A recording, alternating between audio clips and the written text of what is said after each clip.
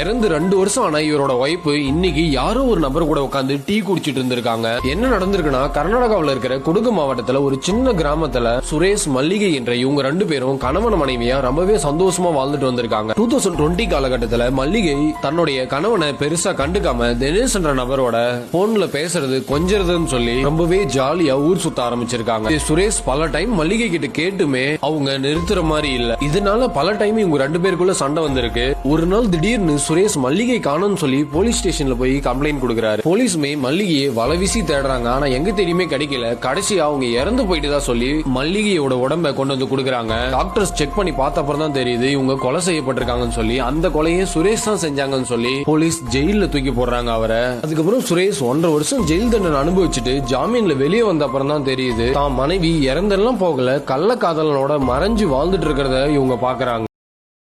Download ShareChat.